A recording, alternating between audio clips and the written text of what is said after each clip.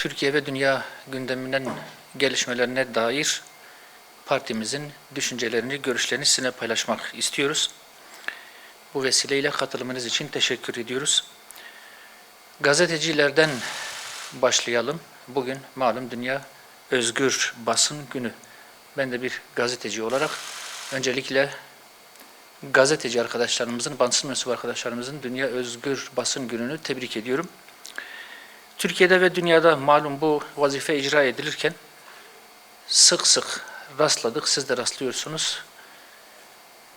Tarafsız, dürüst, özgür bir habercilik anlayışını icra etmek anlamında yapılan çalışmalar sabote edildi, şiddete maruz kalındı, engellendi. Biz Hüdapar olarak bugüne kadar bu tür olumsuz tepki ve tavırlara ve engellemelere her zaman karşı durduk. Bundan sonra da inşallah karşı durmaya devam edeceğiz. İlkeli, özgür, tarafsız, dürüst bir basın anlayışının gelişmesi bizim öncelikli hedeflerimizden bir tanesidir.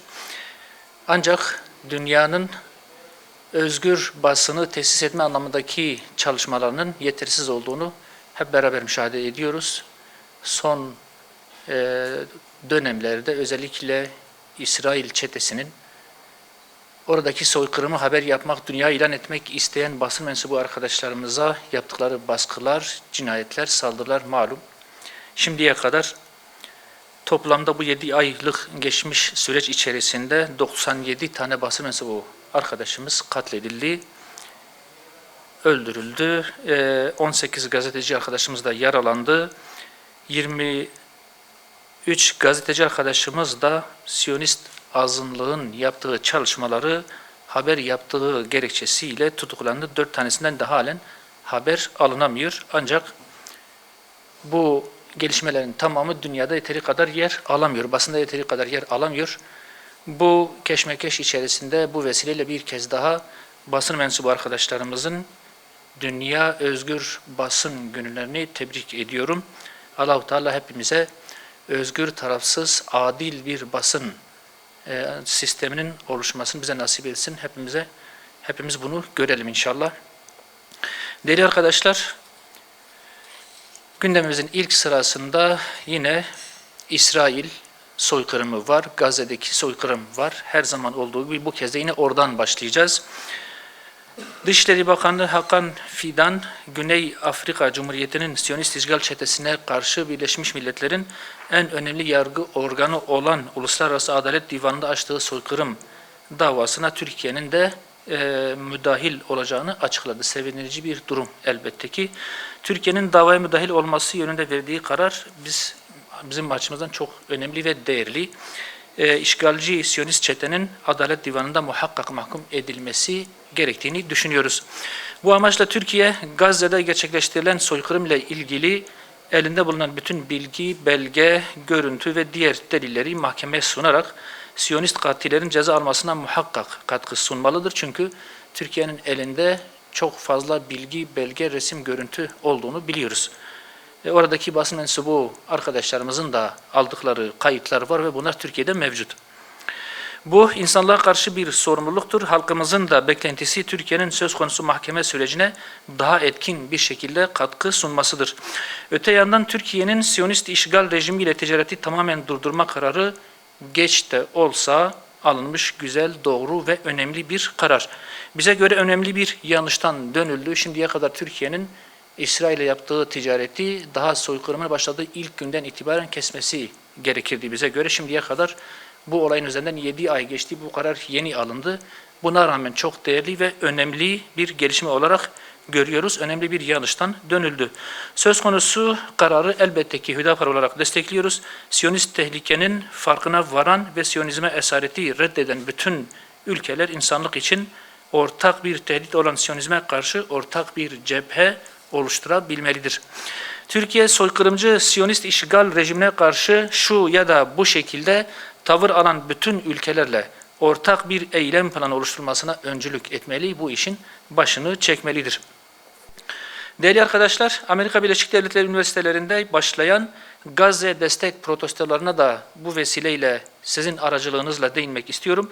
Yaklaşık 7 aydır Filistin halkına karşı soykırım uygulayan Siyonist terör rejimine ve şartsız destek veren Amerika Birleşik Devletleri yönetimine karşı Amerika'daki bazı üniversitelerden gür bir ses yükselmeye başladı.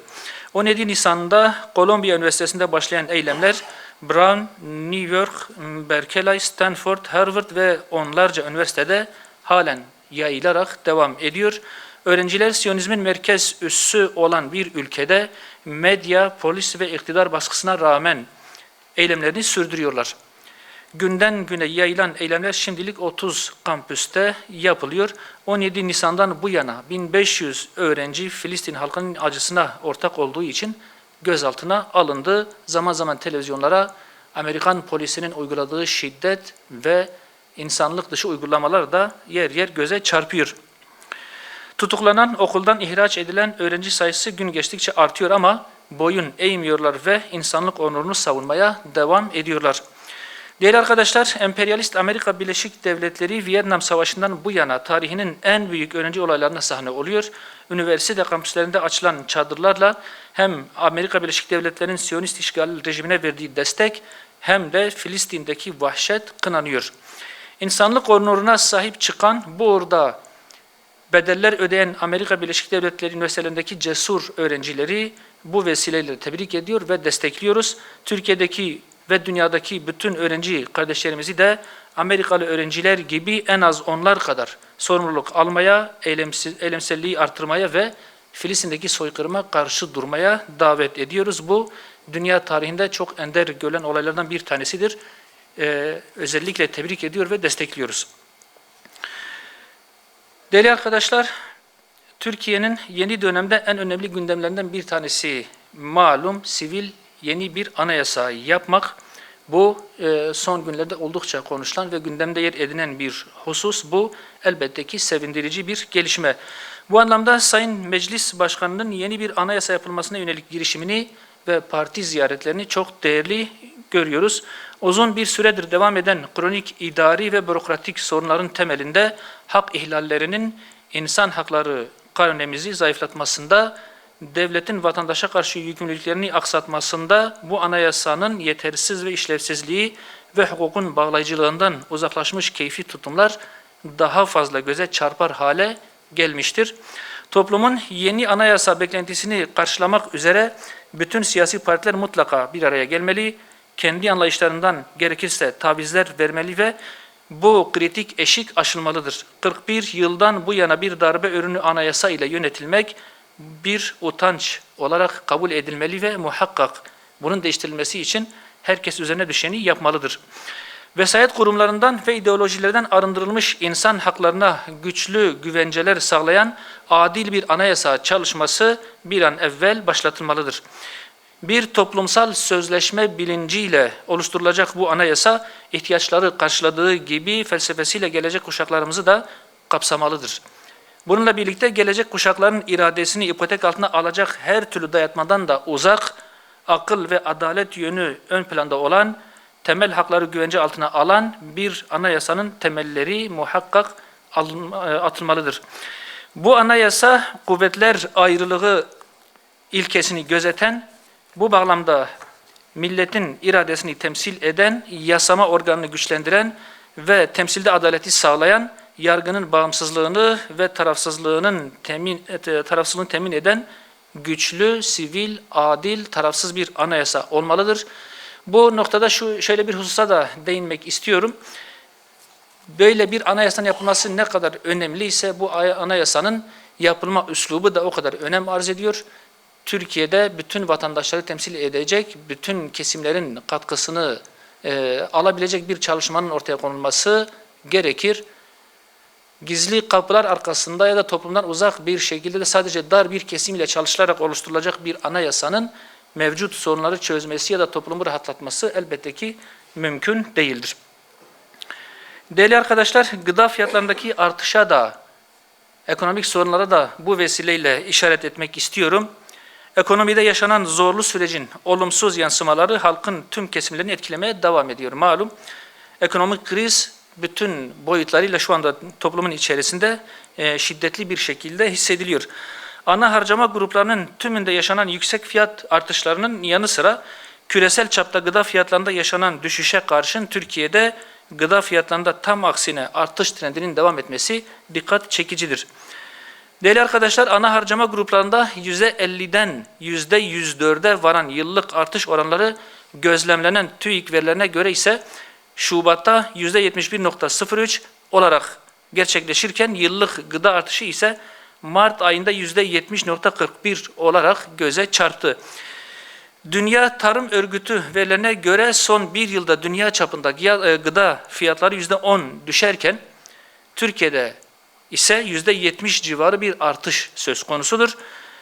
Diğer harcama kalemlerindeki artışlar da göz önüne alındığında sorunun çok boyutlu ve çok ciddi olduğu hissedilir derecede göze çarpmaktadır. Bu durum Türkiye'nin ekonomi politikasının çok ciddi sıkıntılar içerisinde olduğunu zaten net bir şekilde ortaya koyuyor.